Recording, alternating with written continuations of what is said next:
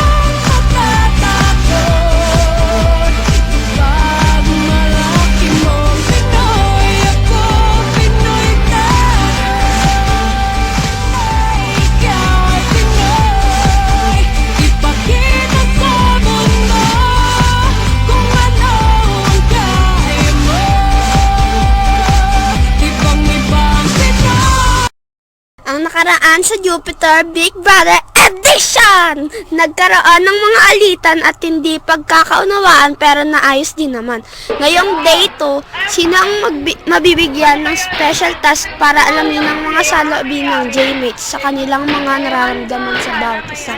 Yan ang mga happenings dito lang yan sa JBBE Jupiter Big Brother Edition! Usali ako pwede. Bawal na. Hello? May napili ka na ba? Wala. Okay, palitan. Where ginagawa niya dyan? Patay. Teka lang, Drew. Di ba bawal pag-usapan kung sino ang inonominate? Buti na lang tumanggi si Jasmine. Hala! Hi! What is the meaning of this? Maya-maya ay pinatawag ng dalawa sa confession room.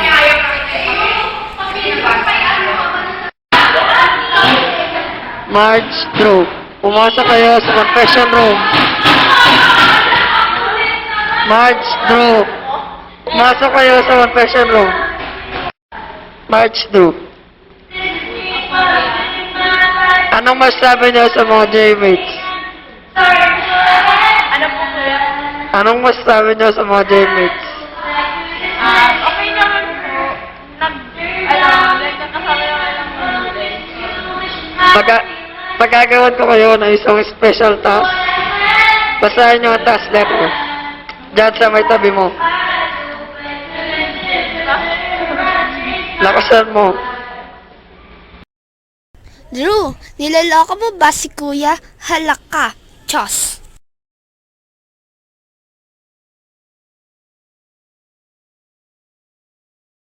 Task para gumawa ng isang pagre-report. I-report nyo ang mga saloobin ng mga J-mates.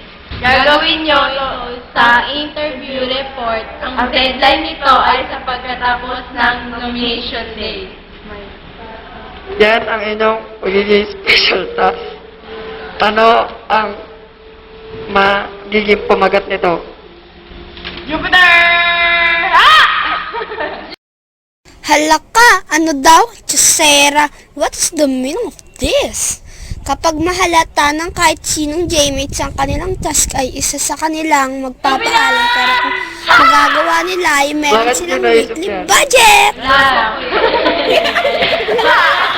Para lang sa interview kasi ha.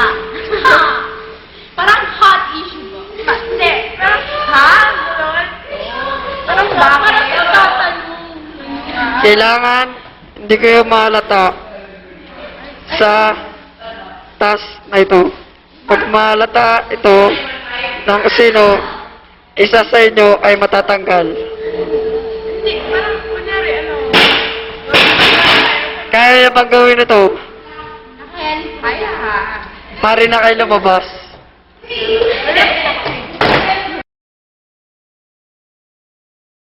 Pagkalabas ay sinimulan na nila kaagad ang kanilang secret task.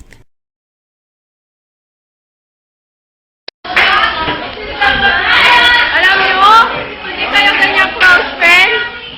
Iba na iisipin namin. Interview. Okay. Ano kayo naging close ni guys? Tama. Ano? Hi! Don't like it! Ano yun? Baka ito, Sir Balili. May gusto ko sabihin. We're friends since grade 4. Paano nga? Paano? Malamang friends din ako kaya nakipagkaibigan ako. Paano kayo naging kanyang ka-close? Kasi tinutuloy namin ng mga kaya pala lolo ko siya. Kaya pala lolo namin siya. Lolo kayo. Okay, gets nyo ba? Okay, gets nyo nila ko yun. Okay, thank you. Bye-bye. Bye-bye. Maghanap naman tayo ng ibang guest. Egression. Okay, magbabalik ka! Jupiter!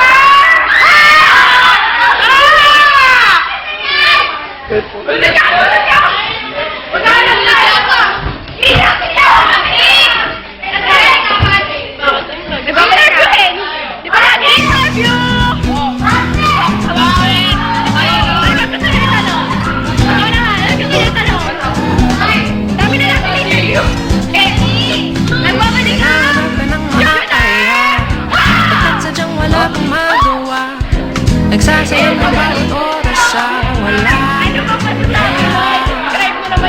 Search ka ng lahat sa internet, naulit na ang notes sa kakate, naghihintay ka lang na may makukulit.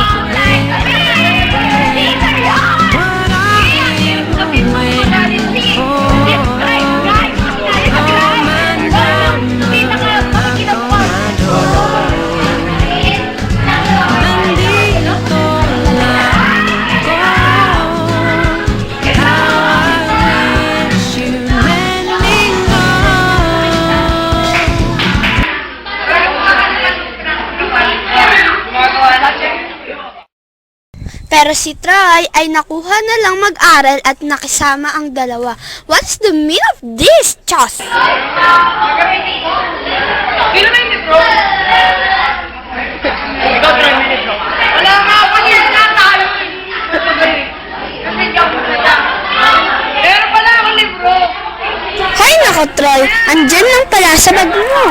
Hay, buhay. Probla ka na lang. Best naman tayo. Malay na kaya. Ikaw may tara kaya na. Ayaw, Nicole. Hindi ko gano'n yung Nicole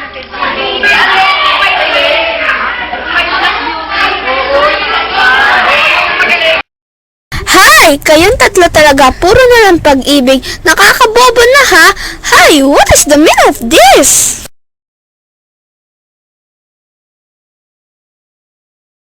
Pero ang dalawa ay naghabulan pa. Oh my God!